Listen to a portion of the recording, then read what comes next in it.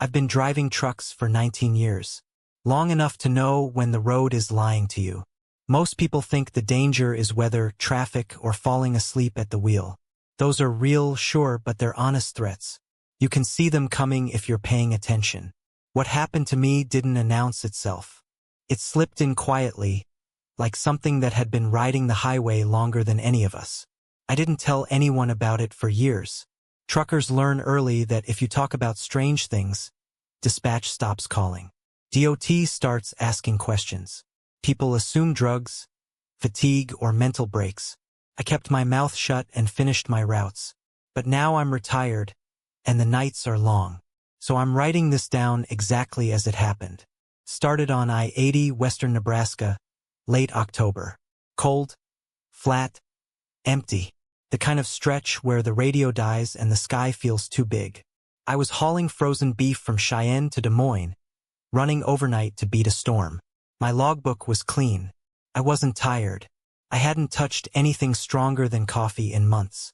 Around 1:40 a.m., I noticed headlights behind me. That doesn't sound strange, but hear me out. Out there, traffic comes and goes. Cars pass you. Semis hang back or blow by. This was different. The headlights stayed exactly where they were, about 200 yards back, centered perfectly in my mirrors. No szła. No drift. Just there. I sped up 5 miles an hour. They did too. I slowed down. They matched me. I remember thinking it was just another driver using me to cut wind, so I let it go. 10 minutes passed. Then 20. No change. Same distance. Same position. I couldn't make out the vehicle shape, just two dull yellow lights, slightly too far apart to be a car, too close together to be a truck. I flicked my brights once. The universal, pass me or back off. No response. That's when the CB crackled. Bound. Eastbound. You see it too? The voice was thin and distorted, like it was coming through water. I grabbed the mic. Say again? Who's this? Static. Then, don't stop. That was it. No handle. No channel chatter. Just silence afterward. My skin prickled. I scanned the mirrors again. The headlights were still there, but now, this is hard to explain, they looked flatter. Like they weren't throwing light onto the road. Just two glowing discs hanging in the dark. I told myself it was fatigue playing tricks. Highway hypnosis. So I did what you're supposed to do. I focused on small details. Mile markers. RPMs. The hum of the engine. Mile marker 312 passed. Then I saw it again. Same marker. Same reflective scuff on the post. I checked my GPS. Said I was moving. Speed steady. No reroute. But outside my windshield, the road hadn't changed. The same bend. The same patch of dead grass. The same crooked sign warning about cattle crossings. Even though there hadn't been cattle there in decades. That's when I smelled something. Not exhaust. Not manure. Something sweet and rotten. Like old meat left in the sun. It seeped into the cab even though my windows were up and the vents were closed. I gagged and slapped the recirculation button, heart hammering. The smell faded, but it didn't fully go away.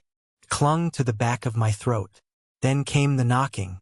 3 slow knocks, from behind the cab. I nearly jumped out of my seat.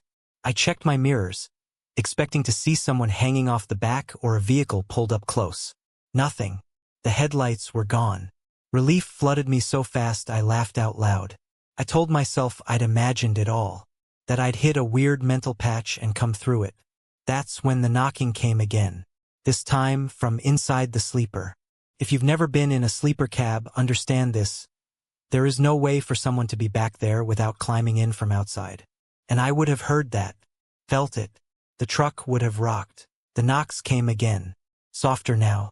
Like knuckles on thin plywood. I didn't turn around.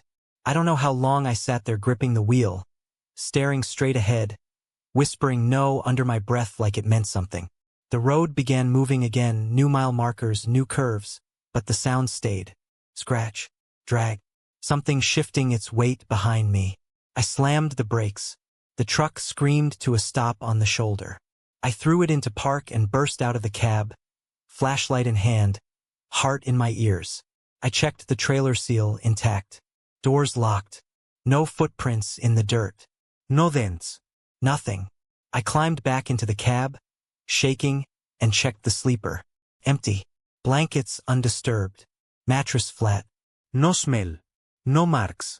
I sat there until dawn, engine idling, afraid to sleep, afraid to move. When the sun finally crested the horizon, the world looked normal again. Too normal. I finished the run without incident. For weeks after, nothing happened. I started to believe it was a one-off hallucination. Stress. Isolation. My brain misfiring in the dark. Then it happened again in Wyoming. Then Utah. Always the same pattern.